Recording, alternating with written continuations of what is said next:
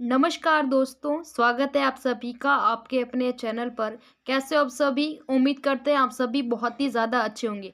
तो आज हम आपके लिए लेकर आ चुके हैं क्लास 10th के लिए सोशल साइंस एसएसटी के मोस्ट इम्पॉर्टेंट प्रश्न। इस पेपर में से आपको बहुत सारे प्रश्न हैं जो अपने एग्जाम में देखने को मिलने वाले हैं। तो आप सभी को क्या करना है, वीडियो को एंड तक ज़रूर देखना है। और अगर आप चैनल पर पहली बार आए तो चैनल को सब्सक्राइब कर दीजिए और बेल आइकन नोटिफिकेशन को भी प्रेस कर दीजिए। चलिए फ्रेंड्स, वीडियो को शुरू करते हैं। तो यहाँ पर आपको सर्वप्रथम अपने जो प्रश्न हैं सेक्शन ए यानी कि कर देखने को मिलते हैं, जिसके अंदर आपको मल्टीपल चॉइस प्रश्न जो आपको देखने को मिलते हैं। जिसके अंदर पहला प्रश्न है, नेपोलियन संहिता कब लागू की गई थी? तो यहाँ पर इसका करेक्ट आंसर हो जाएगा 1804 के अंदर जो नेपोलियन संहिता है वह लागू की गई थी। नेक्स्ट यहाँ पर आपका दूसरा प्रश्न है, ब्रेटन वुड्स सभा में कौन सी संस्था की स्थापना की गई थी? तो यहाँ पर यूनिसेफ, विश्व स्वास्थ्य संगठन, अंतर्राष्ट्रीय मुद्रा कोष या यूनेस्को। तो यहाँ पर ब्रेटन वुड्स सभा में अंतर्राष्ट्रीय मुद्रा कोष की है जो स्थापना की गई थी। ऑप्शन नंबर सी यहाँ पर करेक्ट हो जाएगा। नेक्स्ट अगला प्रश्न है, बुनकरों की देखरेख के लिए कंपनी द्वारा रखे गए वेतनभोगी कर्मचारी को क्या कहा जाता है? एजेंट, अधिकारी, गुमास्ता या आमिल? तो इसका करेक्ट आंसर हो जाएगा गुमास्ता यहाँ पर कहा जाता है।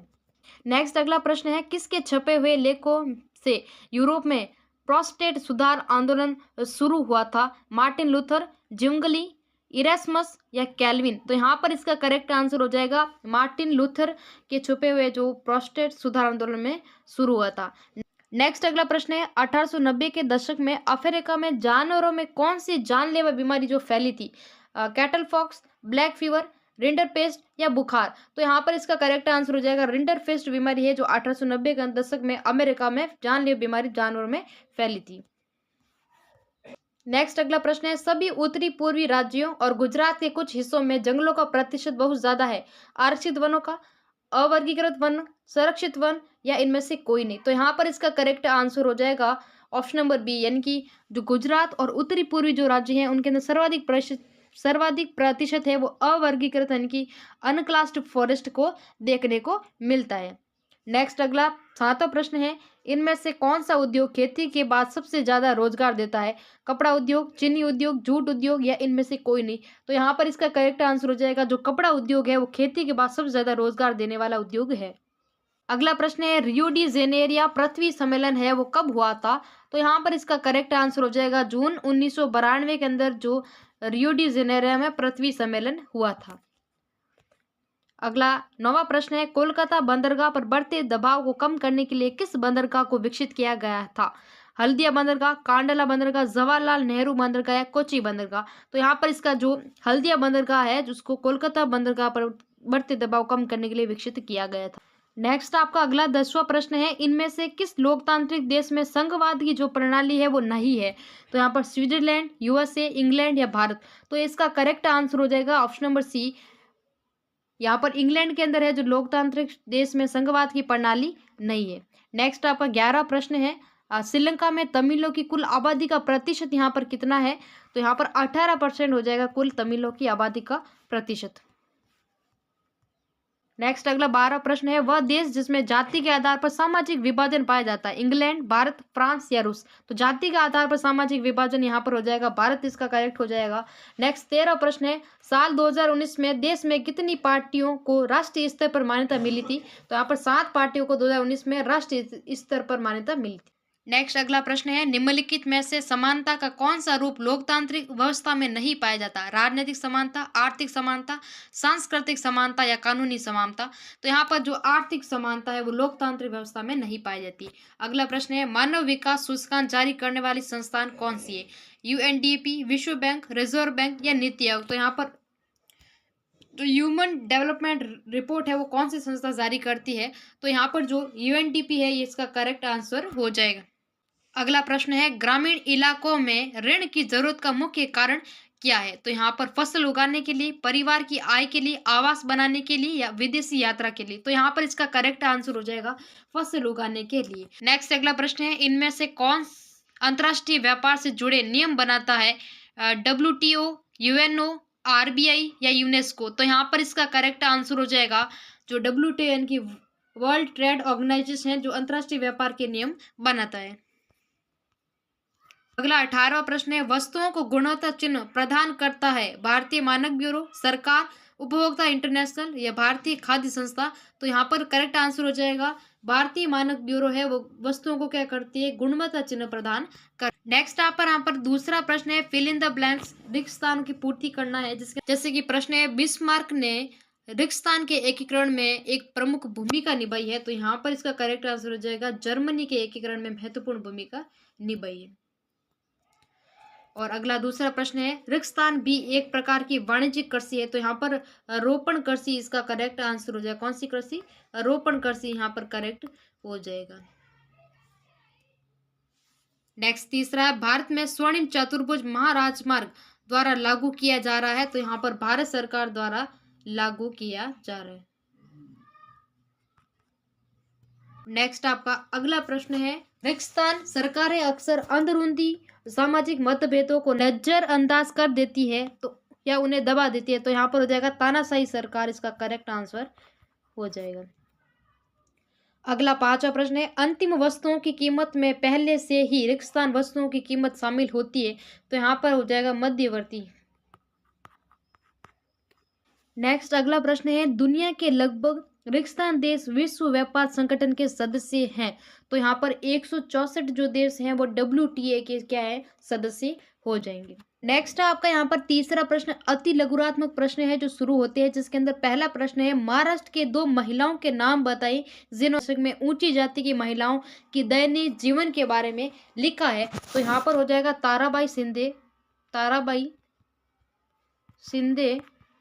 और एक हो जाएगी पंडिता रमाबाई, इसका करेक्ट आंसर हो जाएगा। नेक्स्ट आपका दूसरा प्रश्न है, भारत में पहली प्रिंटिंग प्रेस कहाँ लाई गई थी। तो यहाँ पर इसका करेक्ट आंसर हो जाएगा गोवा। और नेक्स्ट तीसरा प्रश्न है, कितागावे उतामारे कौन थे, ये आपको लिखना है। तो यहाँ पर ये हो जाएगा जापानी कलाकार, क्या था, जापानी कलाकार यहाँ पर करेक्ट हो जाएगा। और नेक्स्ट आपका चौथा प्रश्न है, इस्तेमाल होने वाले कच्चे माल के स्रोत के आधार पर उद्योगों को यहाँ पर आपको प्रकार बताने। 5वां प्रश्न है, जंगलों में मिलने वाली 2 चीजों के नाम बताना है। तो यहाँ पर एक तो हो जाएगा लकड़ी और ये क्या हो जाएगा, शहद। यहाँ पर जंगलों में मिलने वाले चीजों के नाम हो जाएंगे। अगला प्रश्न है, किसी देश का आर्थिक बैरोमीटर किसे माना जाता है। तो यहाँ पर रेलवे को है किसी देश का बैरोमीटर माना जाता है। और नेक्स्ट आपका अगला प्रश्न है, गृह युद्ध से आप क्या समझते हैं, इसको आपको बताना है। और अगला प्रश्न है, 2011 की जनगणना के अनुसार अनुसूचित जनजाति की आबादी का प्रतिशत यहाँ पर बताना है।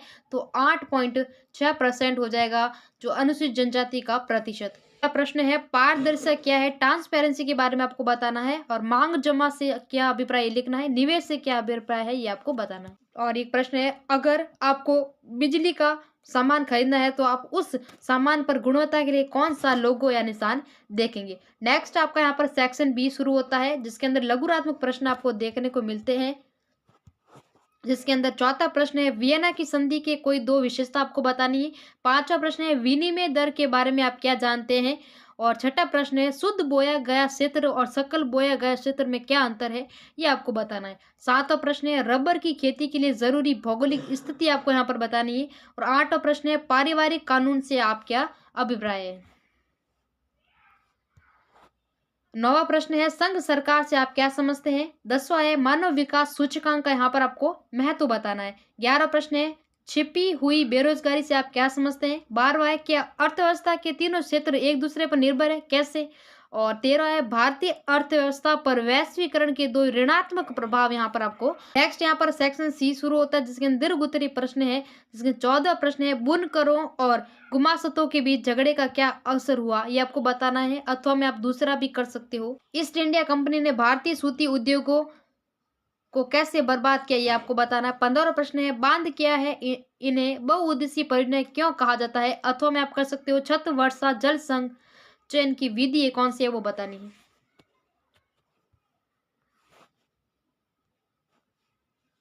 और अगला प्रश्न है, एकात्मक सरकार क्या होती है। संघ सरकार की यहाँ पर विशेषता बतानी है। अथवा में भारतीय संविधान में केंद्र और राज्य सरकार के बीच कानूनी शक्तियों का बंटवारा किन सूचियों के तहत किया गया है, ये आपको बताना है।